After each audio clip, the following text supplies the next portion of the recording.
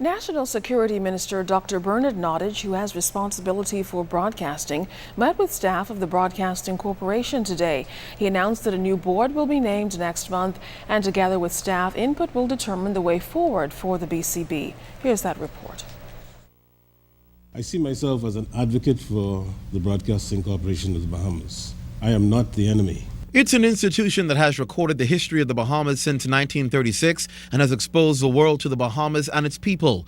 But the state-run Broadcasting Corporation of the Bahamas continues to have its share of financial woes and challenges. Despite criticism, the corporation continues to be the only entity to cover the entire Bahamas and provide a live daily television newscast along with news and current affairs programs. However, since the transformation under the previous administration to public service broadcasting, there is still a difficulty understanding the role of the corporation. A concern the new minister responsible, Dr. Bernard Nottage, shares. The definition of a public broadcasting system seems to be not very clear, either to those who determine that that is what they wish you to be, nor to those who are currently managing. So that's one thing that we will have to define so that everybody understands what it is our mandate is. Operating year to year at a loss, financing still remains a major issue. Having decided to convert to a public broadcasting system, I don't think the adequate decisions have been made about how it's going to be financed.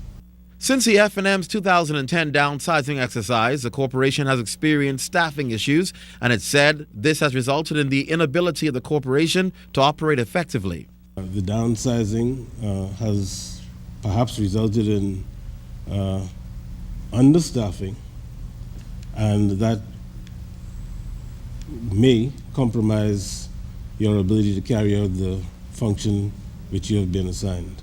Dr. Nottage says a new board will be named by July 1st, and together with staff, input will determine the way forward for the BCB. He says they were not around when the corporation was made PSB, but the minister says it doesn't mean it has to remain what it is today. The corporation is presently engaged in a multi-million-dollar digital upgrade with KIT Digital Company.